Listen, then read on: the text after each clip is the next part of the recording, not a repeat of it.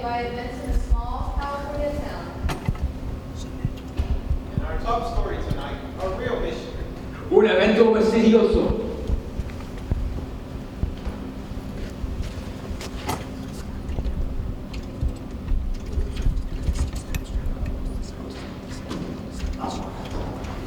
On Monday morning, we put out the footage. The tips came flooding in. I got the slush pile. It was bigger than all the others combined, and it contained more crazy than I knew was in the world. That must have been one boring play. Transcript of a phone call from Seattle, Washington to the Oak Box Hotline. October 7th, 7:32 p.m. Oak Fox Hotline. Hello, my name is Marion J. I'm a professor at the University of Washington. What am I about to say? Well, it will sound crazy. Uh-huh. Is this a secure line? Yes. Why? I have to tell you something, but you need to promise not to hang up on me. I can't promise that. You've got a theater full of people who've fallen unconscious. Yes. And by now you probably realize they were attacked one by one. How do you know that? I think you're dealing with something called Faranox. Faranox. What are Faranox? Start with what they're not, which is human. I'm gonna hang up now. Are all your victims still alive? Yes. They won't be if you hang up. You have less than a week before their hearts start to stop. Faranox. They're not human, but they look human. Why wouldn't I have heard of them? Hello?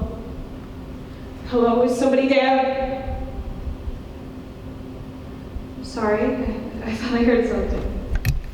You haven't heard of Faranox because they don't want you to, and because the attacks are rare. Faranox are like locusts. They attack every 16 years. There was an attack in Golspik, Scotland in 2009, then another attack in Iceland 16 years before that, and then 16, and then 16. This is swarming behavior. The creatures attack, mate, and then die, all as one. A caretaker who looks after the larvae while they grow. And what that means is that all Faranox are 16 years old, except one. Okay, thank you. I've made notes of your call, and we'll be back to you if necessary. Were there an unusually high number of new students at Minichap High School this year? Yes. And at least one teacher? The theater teacher. What happened to the old one? She died suddenly with no apparent cause. Yeah. Why wouldn't anyone else have heard of these things? Oh! What? Sorry, my house must have blown a fuse. I can't see a thing. There are 4 of us currently hunting Faranox. At the same time, Faranox hunting us. Of course, they have the advantage. Who are the other 3 people? Which is what? They know for sure that we exist. Who are the other 3 people studying them? There's a zoologist in Colombia named Ketan Muguruza. There's an evolutionary biologist named Melissa Tang. There's a professor at the University of Toronto, Eastern Hemisphere. Who's there? Who's there? Then I'm gonna click. Call ends at 7:37 p.m. I kept calling back, but no answer. I sat in my call room thinking I had a choice to make. I could march into Sergeant Brock's office and say, I think I might be onto something. Or I could move on to the next call. It was ridiculous, but I believed him. But I was already doing work, and I was already screwing up. I moved on to the next call. At first, we didn't understand what we were studying, hunting. As it turns out, the key had already been discovered by a Colombian by the name of Ketan Muguruza. She and her postdoc, Emilio Penti, won the 2021 Nobel Prize in Biology for their work. Estamos estudiando algo que la gente había notado siglos. We were studying something people have been searching for centuries. Se llama de enigma es viuda negra. It's called the Black Widow. We just finished my little thing with Mary and Jay, the call. When an insect gets caught in a black widow's web, the widow doesn't attack straight away. It follows a particular, much ritualized set of movement. The struggling moth knows something approaches. Slowly, the widow moves herself into view. Large, black, shiny. The insect panics, jerking the web up and down. The widow raises her forelegs to reveal a blood-red hourglass. Adrenaline from the moth flows into the web. The stranger trends from the insect's terror, and the widow bathes in it. It's a brilliant evolutionary strategy to get nourishment from a different part of the animal. Every other predator on the planet feeds on the meat of its prey. These creatures subsist on the powerful chemicals secreted by animals who are terrified. They feed on fear. If fear is what sustains you, you can create it. And so, Vernox do not chase their prey, they trap it. The Venus flytrap and the black widow are the two most famous Vernox, a plant and an insect. But then there was an evolutionary jump. The idea that a species of Fahrenheit might be capable of mimicking humans was so hard to get over. We had to stop and take a step back and ask not how this could happen, but why? Why would it be worth it to hunt humans when there are thousands of other animals that are easier to capture? Evolution follows the prey. The juicier the prey, the more clever the trap. Vernox's chosen prey, their only prey, are the creatures on Earth most susceptible to fear. Human brains evolved in a way that made them incredibly good at seeing threats on the horizon. Is that a snake in the grass or a branch? Was that sound of lightning or thunder? All that worry helped keep us alive for 100,000 years. But when we emerged from the jungle, it did not go away. It just repurposed itself. So now, instead of being worried about being eaten by a lion, we worry about tomorrow's math test. All the anxiety it produces completely useless to us.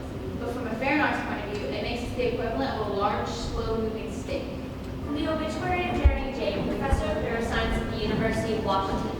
Professor J was well-liked and well-respected. His unexpected passing was sort of cloud over the campus. Professor J is survived by his parents, Martin and Pamela J., and by his grandmother, Thelma Lane. Interview with Kenosha Soberling Johnson, October 5th, 8:45 a.m., Menichap High School, second floor counseling office.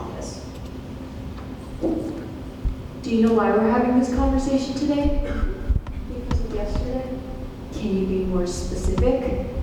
because of what happened in the woods. We're here because of what you told people happened in the woods. It happened. You talked to a lot of people yesterday, and you told them the same story. Yeah.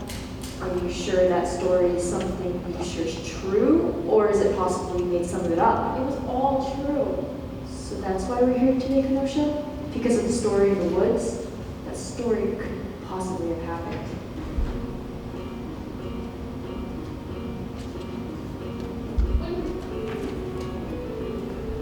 When Kenosha was born, she came out of the womb perfect. But when she was 3 weeks old, she had a seizure. You could tell right away that something had changed. I remember Kenosha's first day at a shop. She had gone to an audition board, but the string on the pencils broken. So I said, if you want to audition, I have a pen. And she said, my name is Kenosha R. Silverlake Johnson. So the joke very quickly went around. I don't know who said it first, then the R. The R. The R. The R was to distinguish yourself. From all the other Kenosha Silverlake Johnson. The kids at her old school could be so mean. Menichop was supposed to be a fresh start. Thinking back, that was a bad start. Because you always had that in your head. You always had a little bit of distance. She wants Kenosha had all the right emotions. Grief, nervousness, happiness, but they weren't wired right. Like she grimaced to say, I love you. She spent her whole life studying other people's emotions, and she got quite good at it, but you could tell that she was active. It was like she was doing it phonetically. But there was one thing that she could never manage, and that was to lie. There was too much information. Do your eyes look up or down? What do you do with your hands? It was too much information for her to handle. She once told me that she couldn't go to homecoming with me because her uncle was an astronaut. I didn't want to go with her, but it still made me feel bad. I'd give her lessons. I'd say, the situation is, you're 2 hours late, and I'm frantic and angry. Go. She'd go blank. Now you say that your phone ran out of juice, and she was horrible. I'd say, Kenosha, you have got to master this, or you're going to have the most boring teenage years of anybody on Earth. it was an accident. You know the lunch tables, how they're long with those long benches? And Kenosha was sitting all alone, so I walked up on the other side and asked if anyone was sitting. So she said no, and I flipped up another bench so the table could fit more people, which actually worked out in her favor in the long run, because when she was sitting all alone, Cliff didn't want her. Clifton? Oh, where to start? Clifton's kind of early. Okay, we make sure we got this. Okay, so go back. So what's the start? The lines we start talking about later. Clifton? Oh, where to start? All right, go back a little more now. Oh, by the way, I know this sister did it. She had like 1 or 4 boys. So, because we need to make sure that it's basically what it's a total non-stop movement. I mean, it's exactly what it's not. It's like, blah, blah, blah, lifted, and the light starts in. So, what's your line right before we start talking about lifted? All I know is that. Of course, long term, it actually worked out in her favor, because when she was sitting all alone, Cliff didn't want her. Because when she was sitting all alone, Spot lifted and walked in. Yeah. You got that out of it? Okay, so let's do that one more time, and then I think we're good. We can keep going. I just wanted to make sure we got that. Where? Well, I'm saying where y'all just said. Maybe tell that line right before the line. I picked up the bench and moved it over so that the table could fit more people, which actually worked out in her favor in the long run, because while she was sitting all alone, Cliff didn't walk out to her. Clifton? Oh, where to start?